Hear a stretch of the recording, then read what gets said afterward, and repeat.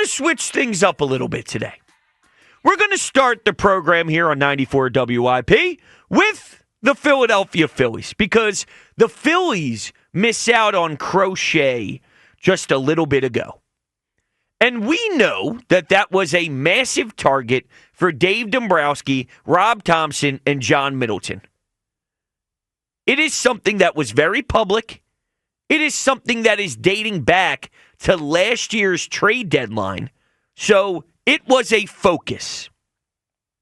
And now that the Boston Red Sox were able to swoop in and steal him from you, all I could think about now is the end of the year press conference and how terrible it was and how bad the communication was to us, the fans. There was no sense of urgency. And it's getting so bad for me right now, so rotten, that I believe the Phillies are acting like the Dallas Cowboys. Now, I'll get more into that in a second. But first, why don't we, just for a reminder, take a listen to what Dave Dombrowski sounded like at the time the season ended. This was him on sort of the outlook and the approach of the offseason.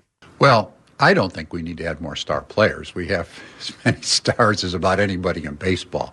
So I don't think necessarily that you need to add more. And I think you have to be a little concerned.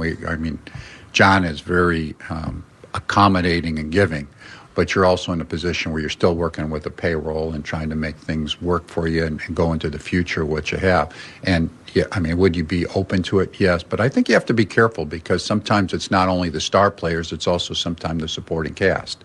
And when you look at it, we had 8 all-stars, right? I know they're not all veteran guys, but that's more than anybody in baseball. We have, when you look at our starting rotation, I don't know that of the top 4, there's a better starting rotation in baseball. When you look at some of the positional players, they're really good. So I don't necessarily think that the answer is always a star player. I'm not saying we won't get one, but I don't think it's a necessity by any means. I hate that answer. Oh, do I hate that answer. So here's my question for you all as we get started on this Thursday morning.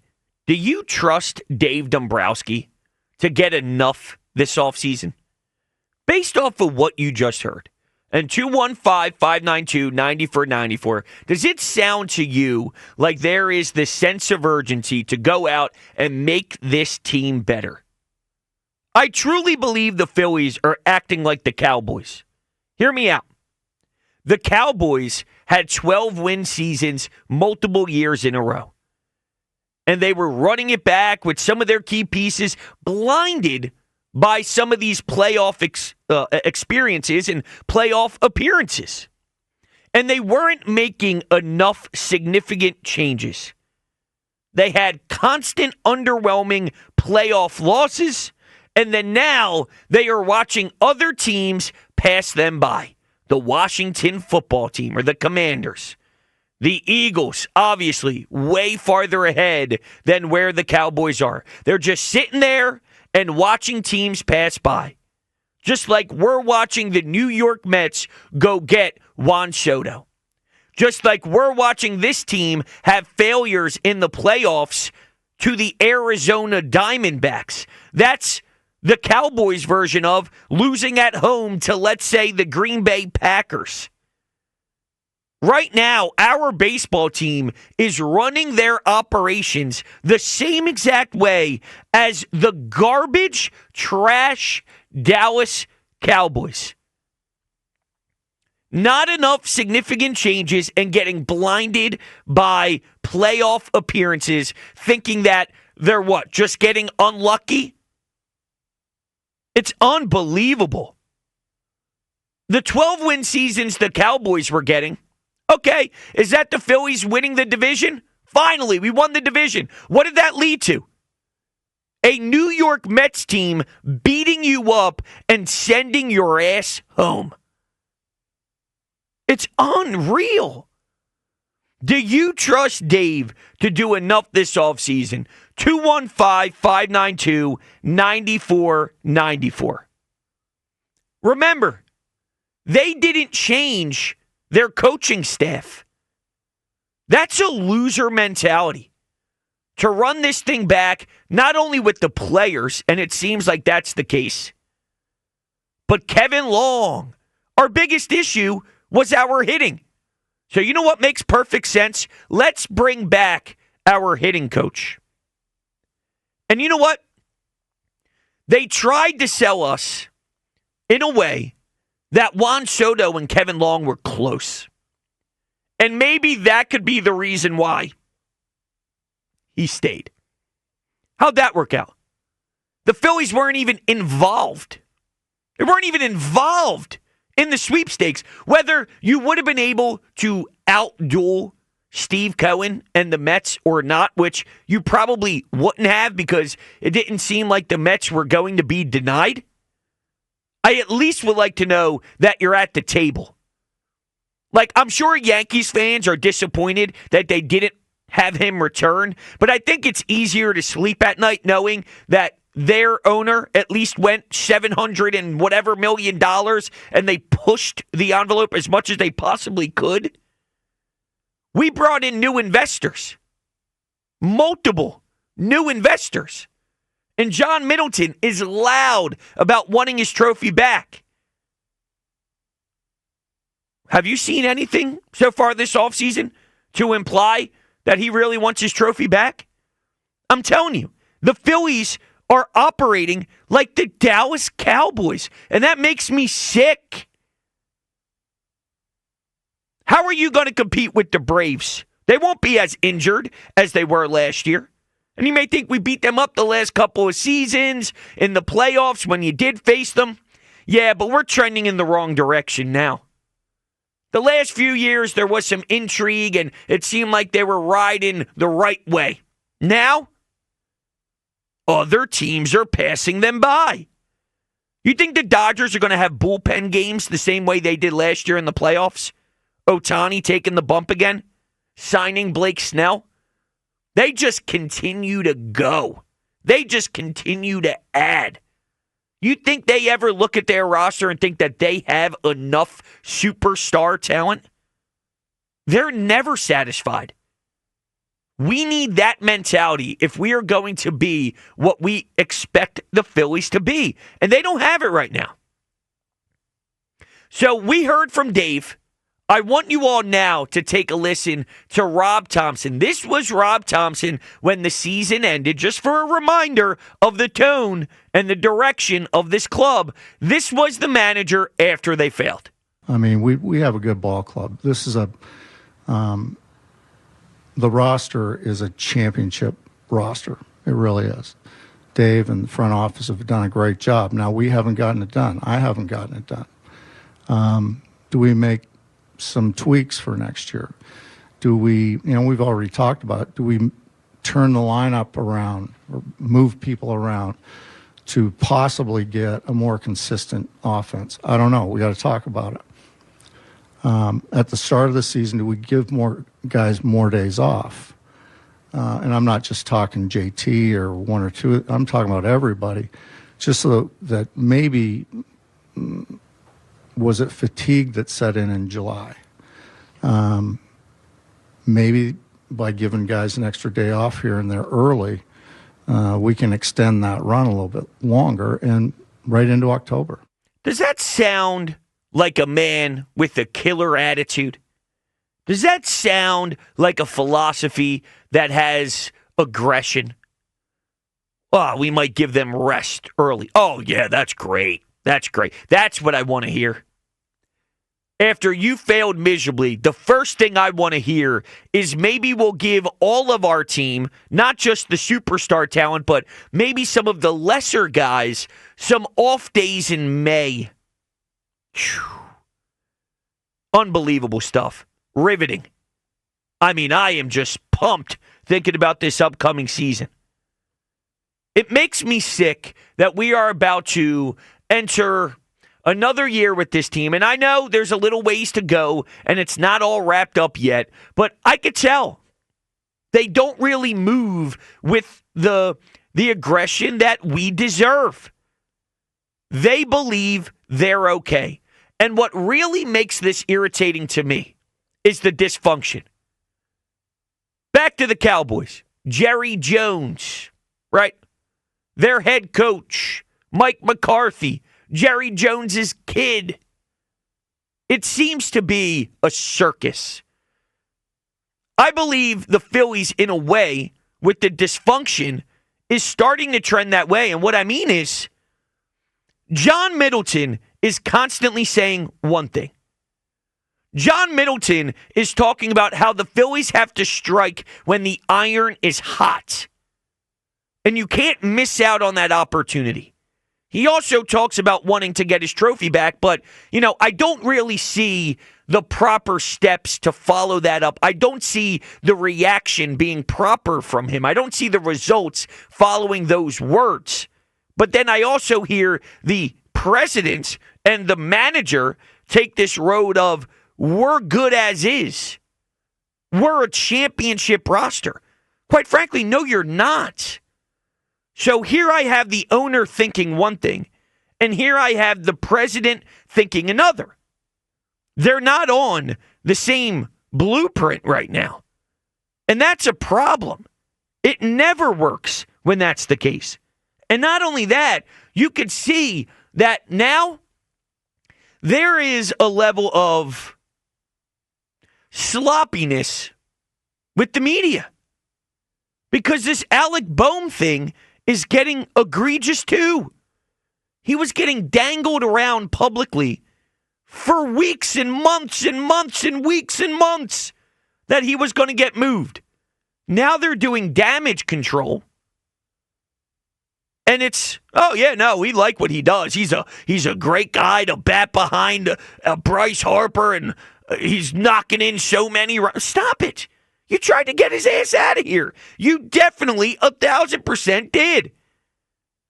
And I believe they thought it was a no-brainer lock that he was going to be out of town, so they didn't worry about this happening.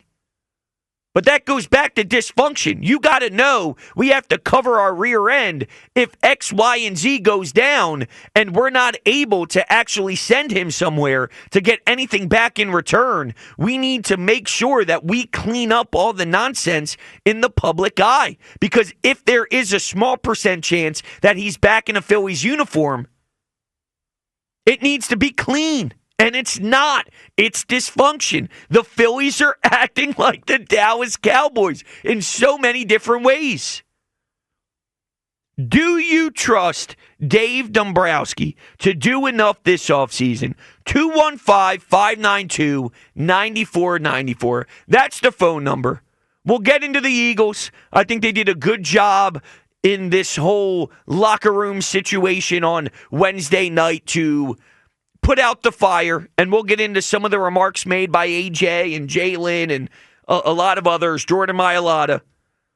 But I wanted to focus a little bit in this early morning here on where the Phillies are now that they recently missed out on Crochet, who was a clear and obvious target for Dave and for this team to help out the starting pitching and the rotation. And now I don't know where they go, because it seems that Boehm is back, which means no Bregman. You lost the Juan Soto stuff that you weren't even involved in. And the only possible needle mover, I believe, is what? Kyle Tucker? And I don't think they're going to swing for the fences for him. So we could be seeing a situation where it's the same status quo. It's a team similar to a Cowboys 12-win roster blinded by playoff appearances. And it's so upsetting. 215-592-9494. Let's go to Harold in Seattle. Good morning, Harold. Hi, Brody. Great show. I have one question to ask about the Phillies. Okay. Did they do anything about their hitting? For 3 years, they all stopped hitting at the same time. They lost to the Diamondbacks, which was a total disgrace. They lost in the World Series mainly because they couldn't hit, and they were scared to play the Mets because they can't hit. They don't need to bring in a damn soul. What they need to do is find out why 6 or 7 people stop hitting on the same day and start hitting on another day. Now, I have a word for the Phillies, L-A-D, lad. Lad is a lazy, arrogant and don't give a damn. They don't give a damn. They ain't going nowhere. Nowhere. What the hell are they going to do about people stop hitting? That's their problem. They let the lowly Diamondbacks beat them. A good high school team could have beat the Diamondbacks. And the Mets, they were scared to play the Mets. People would call up, oh, I don't want to play the Mets. If you don't want to play somebody, you don't belong in the damn playoffs. And they should do something about not hitting. What you think about that? Harold, I think this might be my favorite call you've ever had. I love the passion. Lad? What? What did he say, lad? He said lad. What was it, lazy? Lazy. Arrogant. And don't give a damn. Don't give a damn. I love that passion out of Harold. That's good stuff. Listen, he's not wrong, okay, that they just need to figure out the hitting with their talent. But part of me thinks that this is their talent. I don't know if you can change some of that. That might be who they are, right? Kyle Schwarber is Kyle Schwarber, and he's not a big issue. He actually, started out the year hitting singles, and we like that, and his batting average was way better than what it once was, and Nick was consistent this year compared to other seasons, so I do feel the nature of some of these men, though. This is what they are. But how did they address it? I hate to break it to you, Harold. They didn't. They didn't address it. They didn't hold anybody accountable the way that they should if they are a winning organization. They brought Kevin Long back. They brought him back. They made no changes. I was told Kevin Long was this genius. I've seen this team fail because of what he is supposed to prioritize and what he's supposed to be so lethal at. That's been their kryptonite. And while I understand that he's not standing in the batter's box for them, okay, I get that. But somebody needs to go. It's the nature of sports. Do you know how many times a head coach or a manager gets fired when it's not really their fault, but it's easier to let go of one guy to make a statement than it is to do X, Y, and Z? Of course. It's just how this business goes. So they've seen the struggles. They understand their internal problems at the plate. And how they responded to that? Keeping Kevin Long. It doesn't make any sense to me. It makes no sense to me. So, in theory, I understand where Harold is coming from, that if you can just get these particular guys who are already on your roster to just execute better and not swing for the fences and to not be afraid of the Mets. Another thing you brought up, being afraid of the Mets. I'm with you. I mean, you don't have balls if you're afraid of the Mets. And they may not have the stones that we need. Maybe a few years back, they did play with that attitude. They did play with the edge. But now it feels like a completely different mindset from these men that put on the jersey every day. And don't forget this, okay? Don't forget this. I don't even know if people know about this. But Scott Boras spoke at the winter meetings just to show you priorities right now. Okay? Here's the quote. This is something. Let me tell you. I could have sworn I had it bookmarked, so now I feel like an idiot. I did have it bookmarked. I'm not an idiot. Here's Scott Boras on Bryce Harper's extension. I mean, you can't make this up. There's no question that, those dynamics are being discussed. John Middleton and Dave have taken the time to talk to me about it. So we're in a place where that's very good communication, an understanding of what's going on. I'm glad their mindset is on Bryce Harper's extension right now. Are you kidding me? Are you kidding me? That's sad. I'm in pain. I really am. I'm in pain. It's like I finally start to think the Eagles did the right things with some of their comments on Wednesday about the drama. And then, moments later, I get pissed off because my baseball team doesn't know what they're doing. Do you trust Dave Dombrowski to do enough this offseason? 215-592-9494.